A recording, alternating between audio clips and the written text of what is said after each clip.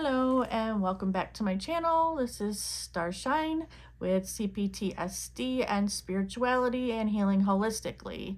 The last video that I did, I was talking about the root chakra, and we are going to talk today about the sacral chakra. This would be the sacral chakra.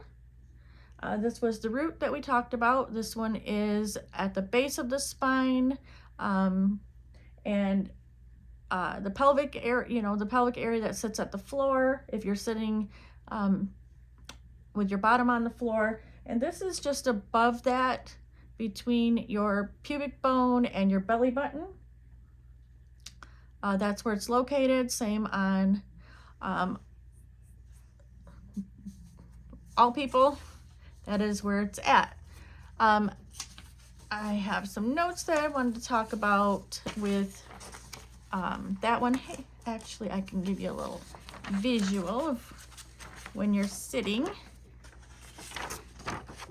So the root would be down here where your bottom touches the floor, and then this is just above it. So understanding the sacral chakra, it governs our emotions, creativity, pleasure, and intimacy. When it is balanced, we feel emotionally stable, creative, and connected to our sensual selves. Traumatic experiences such as emotional abuse, neglect, and sexual trauma can disturb the flow of this energy in the sacral chakra, leading to blockages and imbalances. Things that you can tell, ways that you can tell is if your that chakra is imbalanced. It can you could have emotional instability, mood swings, irritability, feelings of numbness. You could have creative blocks, difficulty expressing one's creativity, and feeling of no inspiration, a low libido, lack of interest in or enjoyment of sensual and sexual experiences, relationships issues, difficulty forming and maintaining intimate connections. And also, this is where guilt and shame, feeling of unworthiness, self-doubt, stemming from past experiences. So obviously with that one, it is a big one that is affected by most, of the different traumas. So the things that you can do, first of all, I always like to say, is self-compassion. You have to be compassionate with yourself, patient with yourself, and gentle with yourself, because this is not something that just happens overnight. These take practices and exercises and dedication to on a daily basis, because you didn't just get, especially with complex traumas or compound traumas, you didn't just get that way overnight.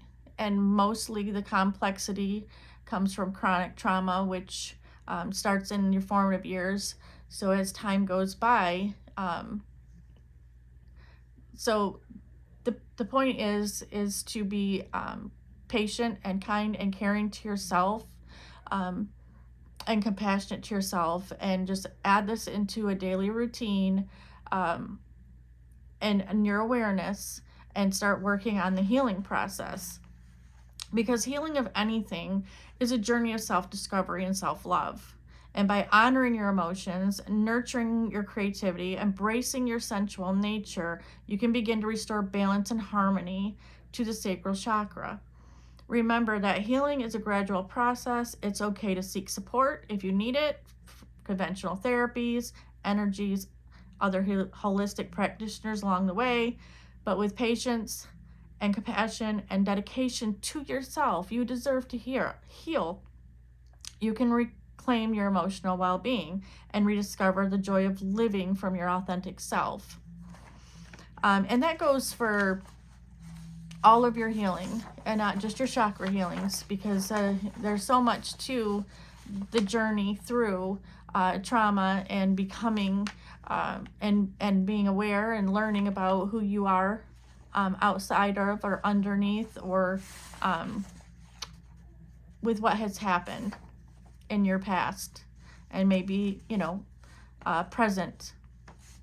So the one thing that you could do is beginning by, acknowledging, exploring the trauma and your emotional wounds. A lot of people just it's hard. It's hard to feel. It's hard to experience, especially for, the masculine, always taught to, suppress feelings and don't think about them, don't heal them, pretty much bury them. So it starts with, letting all that shit go. Excuse my French, but you got to feel to heal. You got to explore. You have to go deep within. You have to look in the mirror. You have to, really be authentic and honest with yourself so that you can excel and become, a healthier version of yourself. Journaling is a great one. I writing things out, just getting into a flow state, and then you just letting things just come and just write it out if you need to.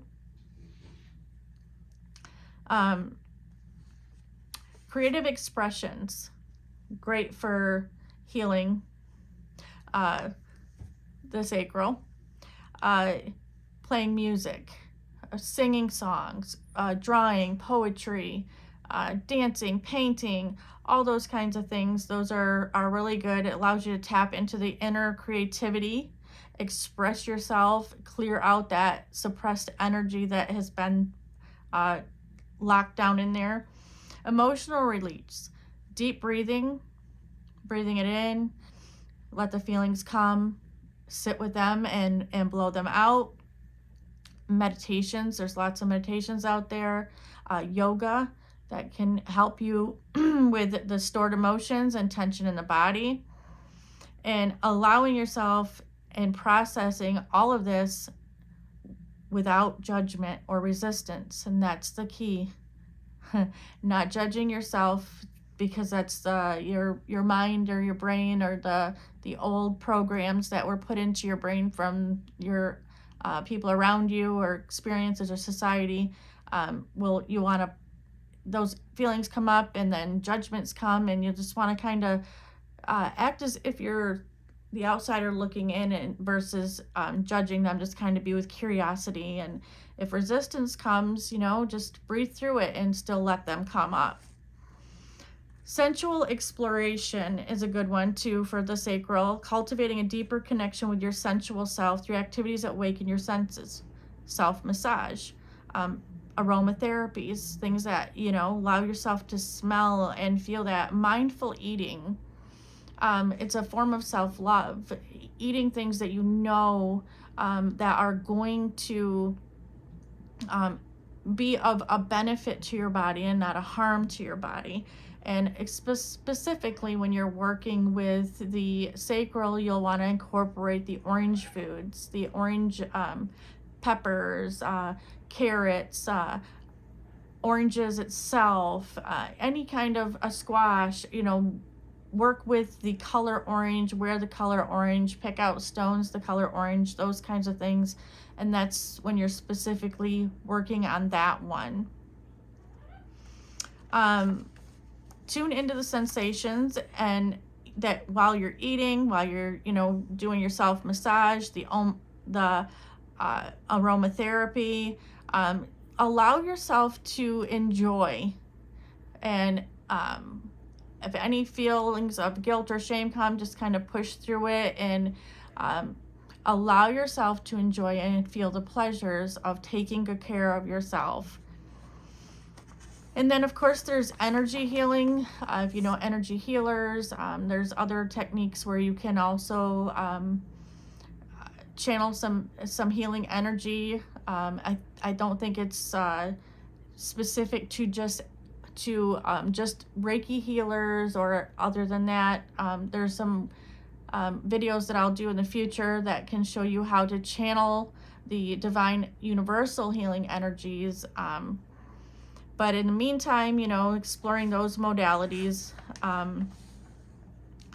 And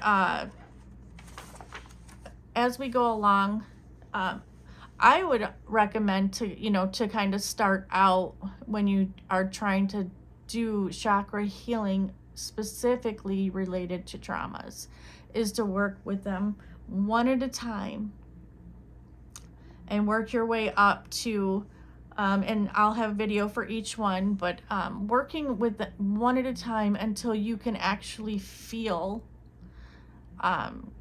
relief from the symptoms of the blockage in that chakra. And then eventually, when you get to a point, you'll be able to work with all of them and at one time, and they will flow nicely together.